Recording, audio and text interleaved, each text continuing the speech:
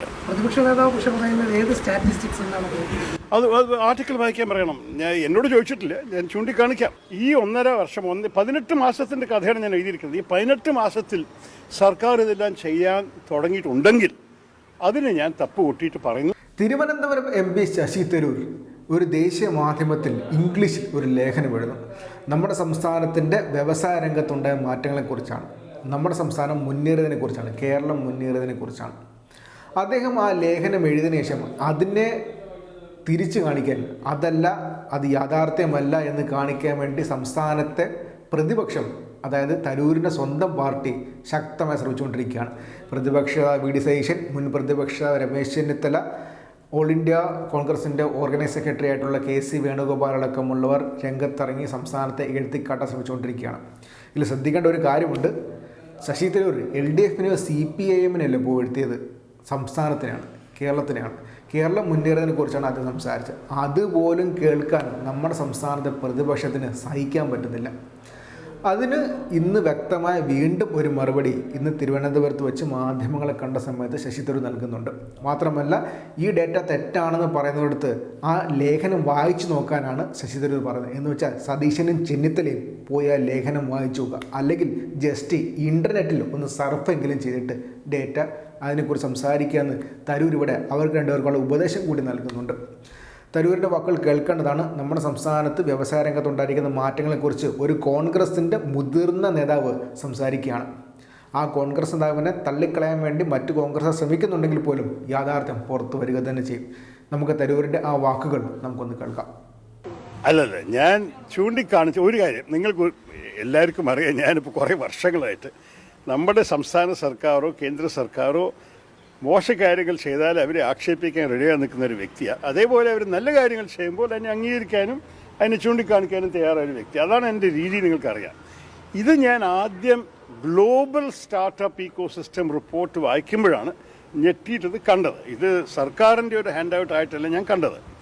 അപ്പോൾ അവർ പറയുന്ന കാര്യങ്ങൾ നോക്കിയിട്ടും ഈ സ്റ്റാർട്ടപ്സിൻ്റെ വാല്യുവേഷൻ നോക്കിയിട്ടും ഹഡൽ ഗ്ലോബൽ തിരുവനന്തപുരത്ത് ബീച്ചിൽ സംഭവിച്ചപ്പോൾ അവിടെ പങ്കെടുത്തിട്ടും ഇതെല്ലാം കണ്ടിട്ടാണ് എനിക്ക് തോന്നിയത് ഇതൊരു നല്ല കാര്യമാണ്. പക്ഷേ ആർട്ടിക്കിളിൻ്റെ അവസാനം ഞാൻ എന്താ പറഞ്ഞിരിക്കുന്നത്, ഈ രീതിയിൽ കേരളം മുന്നോട്ട് പോകണമെന്ന് ആവശ്യപ്പെട്ട ഒരു വ്യക്തിയാണ് ഞാൻ കുറേ വർഷങ്ങളായിട്ട്. നിങ്ങൾ ഒരു പക്ഷേ എൻ്റെ പ്രഭാഷണം ഓർമ്മയുണ്ടാവില്ല, കഴിഞ്ഞ തെരഞ്ഞെടുപ്പ് സമയത്ത് ഞാൻ മാനിഫെസ്റ്റോ കമ്മിറ്റിയിൽ നേതൃത്വം നടത്തുമ്പോൾ ഞാൻ പ്രസംഗിച്ച് പറഞ്ഞത് നമ്മുടെ കേരളത്തിൽ നമ്മുടെ കുട്ടികളുടെ ഭാവിക്ക് വേണ്ടി നമ്മൾക്ക് ഇൻവെസ്റ്റ്മെൻറ്റ് അത്യാവശ്യമാണ്, സ്റ്റാർട്ടപ്സ് അത്യാവശ്യമാണ്, ഓൺട്രപ്രനർഷിപ്പ് അത്യാവശ്യമാണ്. ഇതെല്ലാം ഈ LDF സർക്കാരിന് ചെയ്യാൻ കഴിവില്ല എന്നാണ് ഞാൻ ആ കാലത്ത് വിചാരിച്ചത്. അതുമാത്രമല്ല, നമ്മൾക്ക് 2 വർഷം മുമ്പ് വരെ കേരളം ഇന്ത്യയുടെ 29 സംസ്ഥാനത്തിൽ 28ാമത്തെ സ്ഥാനം ഒരു വർഷവും, അതിന് മുമ്പിൽ 28 സംസ്ഥാന റാങ്കിങ് ഉണ്ടായിരിക്കുമ്പോൾ 26ാമത്തെ സ്ഥാനവുമായിരുന്നു കേരളം.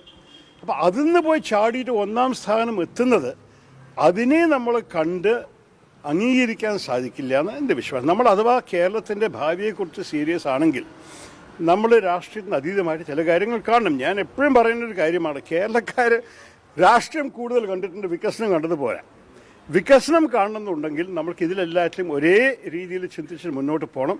അപ്പം ഞാൻ പറഞ്ഞ കുറേ വർഷങ്ങളായി ആവശ്യപ്പെട്ട ഓരോരോ കാര്യങ്ങൾ പെട്ടെന്ന് ഈ 1.5 വർഷം 18 മാസത്തിൻ്റെ കഥയാണ് ഞാൻ എഴുതിയിരിക്കുന്നത്. ഈ 18 മാസത്തിൽ സർക്കാർ ഇതെല്ലാം ചെയ്യാൻ തുടങ്ങിയിട്ടുണ്ടെങ്കിൽ അതിന് ഞാൻ തപ്പ് കൂട്ടിയിട്ട് പറയുന്നു ഇതുപോലെ പോകണം. പക്ഷെ അത് ഞാൻ പറഞ്ഞിട്ടുണ്ട്.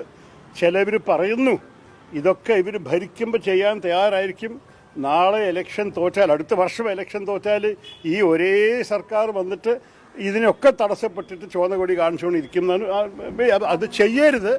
ഞാൻ അതുകൊണ്ടാണ് എൻ്റെ എഴുത്തിലത്തെ അവസാനത്തെ പാരഗ്രാഫ് എന്തായിരുന്നു, എല്ലാ പാർട്ടികളും ഈ കാര്യത്തിൽ ഒരേ ഒറ്റക്കെട്ടായിട്ട് നിൽക്കണം. അത് ആര് ഭരിക്കുകയാണെങ്കിലും നമ്മൾക്ക് കേരളത്തിന് ഇതാണ് ആവശ്യം. ഓൺട്രപ്രനർഷിപ്പ് അത്യാവശ്യമാണ്, ഈ സംസ്ഥാനത്തിൽ ഇൻവെസ്റ്റ്മെൻറ്റ് അത്യാവശ്യമാണ്, വികസനം അത്യാവശ്യമാണ്. ഇത് ഞാൻ കുറേ വർഷങ്ങളായി പറയുന്നൊരു കാര്യത്തിൽ എനിക്ക് ഒരു മാറ്റവുമില്ല. ഞാൻ മുമ്പ് പറഞ്ഞ കാര്യം വീണ്ടും ഇന്ന് ഈ റിപ്പോർട്ട് കണ്ടിട്ട് ഈ റിപ്പോർട്ടിൻ്റെ അടിസ്ഥാനത്തിലും കേരളത്തിൻ്റെ പെർഫോമൻസ് കണ്ടിട്ടാണ് ഞാൻ പറഞ്ഞത്. പിന്നെ ഞാനൊരു കോട്ട് വെച്ചത് രാജീവന് ഞാനത് പറഞ്ഞിട്ടുണ്ട്. ഞാൻ കഴിഞ്ഞ വർഷം വരെ പ്രസംഗിച്ചൊരു ഫിഗറാണ്. അമേരിക്കയിലും സിംഗപ്പൂരിലും ഒരു പുതിയ ബിസിനസ് സ്ഥാപിക്കാൻ 3 ദിവസമേ ആവശ്യമുള്ളൂ. ഇന്ത്യയിൽ സ്ഥാപിക്കാൻ ആവറേജ് 114 ദിവസമാണ്, കേരളത്തിൽ സ്ഥാപിക്കാൻ 236 ദിവസമാണ്. ഇത് പറഞ്ഞ് അത് എൻ്റെ തലയിൽ കയറിക്കഴിഞ്ഞൊരു കണക്കായിരുന്നു. പക്ഷേ പെട്ടെന്ന് ഞാനൊരു പ്രഭാഷണം കേട്ടു രാജീവിൻ്റെ, ഇന്ന് കേരളത്തിൽ ബിസിനസ് തുടങ്ങാൻ 2 മിനിറ്റ് മതിയെന്ന്.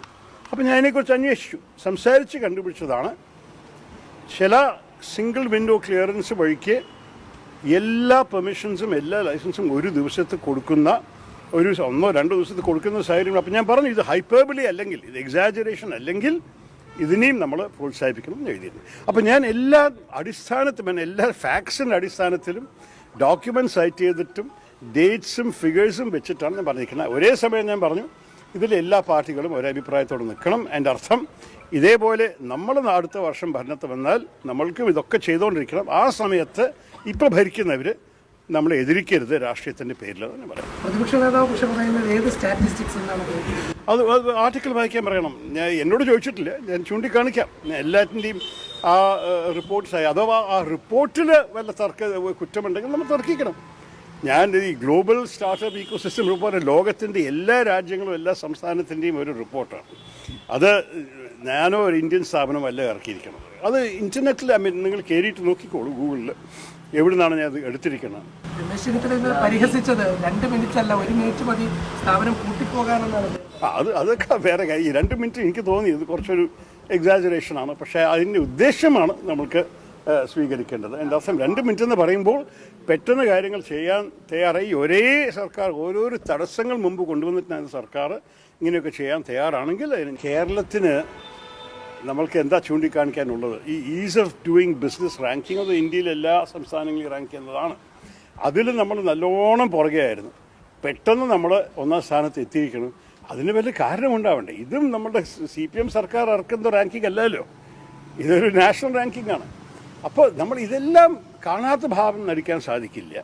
പക്ഷേ ഇത് ചെയ്യണമെന്നുണ്ടെങ്കിൽ ഇതിനെ നല്ലപോലെ ആത്മാർത്ഥത മുന്നോട്ട് കൊണ്ടുപോകാൻ ഇവർക്ക് സാധിക്കുമോ എന്നൊരു ചോദ്യം ചോദിക്കാനുള്ള പൂർണ്ണ അവകാശമുണ്ട്. പൊളിറ്റിക്കൽ നോട്ട്, പക്ഷേ ഇതൊക്കെ തെരഞ്ഞെടുപ്പിന്റെ പടിവാതിക്കൽ നിൽക്കുമ്പോൾ ഒരു തിരിച്ചടിയാകുമെന്നാണ് പാർട്ടി വിലയിരുത്തുന്നത്. ഇല്ല, ആവശ്യമില്ല. ഞാൻ ചൂണ്ടിക്കാണിച്ചിരിക്കുന്നത് സബ്സ്റ്റാൻറ്റീവ് ഇഷ്യൂസ്. അതിനർത്ഥം ഞാൻ നേരത്തെ പറഞ്ഞില്ലേ, രാഷ്ട്രീയം നമ്മൾക്ക് കുറേ ഉണ്ട്. ഈ സംസ്ഥാനം എല്ലാറ്റിലും രാഷ്ട്രീയമുണ്ട്. നമ്മൾ ജനങ്ങൾ നല്ലോണം രാഷ്ട്രീയം കണ്ടു കഴിഞ്ഞു, വികസനം കണ്ടിട്ടില്ല. കുറേ വർഷങ്ങളായിട്ട് കേരളത്തിൻ്റെ സ്ഥിതി വല്ലാത്ത മോശമായിരുന്നു. ഇപ്പോൾ വികസനത്തിന് വേണ്ടി പ്രവർത്തിക്കാൻ ആര് തയ്യാറായാലും നമ്മൾ അതിനെ സ്വീകരിക്കണം. അതിൻ്റെ അർത്ഥമല്ല അവരുടെ രാഷ്ട്രീയമോ അവരുടെ ഐഡിയോളജിയോ നമ്മൾ സ്വീകരിക്കണമെന്ന്. അവരൊരു നല്ല കാര്യം ചെയ്തു, അതേപോലെ അവർ പല കുറ്റങ്ങളും ചെയ്യുന്നുണ്ട്, തെറ്റുകാര്യങ്ങൾ ചെയ്യുന്നുണ്ട്, അതിനെയും ചൂണ്ടിക്കാണിക്കാൻ നമ്മൾ നിൽക്കണം. പക്ഷേ ഞാൻ എപ്പോഴും എല്ലാ കാര്യത്തിലും എപ്പോഴും പറയുന്നൊരു വിഷയമാണ്, എൻ്റെ അഭിപ്രായത്തിൽ നമ്മൾ ചില വിഷയത്തിനെക്കുറിച്ച് ജനങ്ങളുടെ താല്പര്യത്തിനെക്കുറിച്ച് നോക്കുമ്പോൾ ജനങ്ങൾക്ക് വേണ്ടിയിട്ട് നമ്മൾ രാഷ്ട്രീയം അതീതമായി കാണണം. അത് തിരഞ്ഞെടുപ്പ് വരുമ്പോൾ നമ്മളുടെ ഈ വിശ്വാസത്തിൻ്റെ അടിസ്ഥാനത്തിലാണ് നമ്മളുടെ മുഖം ജനങ്ങളുടെ മുമ്പിൽ വെക്കേണ്ടത്. നമ്മൾ പറയാൻ പോവാണ്, ഞങ്ങളാണ് ഇങ്ങനെയുള്ള കാര്യങ്ങൾ കുറേ വർഷങ്ങളായി ആവശ്യപ്പെട്ടത്, ഞങ്ങളാണ് ഇതിനെ നല്ലോണം നയിക്കാൻ സാധിക്കുന്നത്, ഞങ്ങളുടെ ട്രാക്ക് റെക്കോർഡ് നോക്കിക്കോളും പണ്ട് നമ്മുടെ ജനങ്ങളുടെ മുമ്പിൽ അവർ വിശ്വാസം നമ്മൾ ആഗ്രഹിക്കണം. പക്ഷേ അവർ എന്ത് ചെയ്താലും തെറ്റാണ്, കാരണം നമ്മൾ പ്രതിപക്ഷമാണെന്ന് പറഞ്ഞിട്ട് കാര്യമില്ല. അതുപോലെ തന്നെ അവരും നാളെ പ്രതിപക്ഷത്തെത്തുമ്പോൾ ഇന്ന് വരെ ചെയ്ത കാര്യങ്ങൾ ഇനി ഉപേക്ഷിക്കാൻ പാടില്ല. അവർക്കൊരു ഉത്തരവാദിത്തമുണ്ട്. അതും ഞാൻ ചൂണ്ടിക്കാണിച്ചിട്ടുണ്ട് എൻ്റെ ആർട്ടിക്കിളിൽ. അതാണ് ഈ ലേഖനത്തിൻ്റെ അർത്ഥം.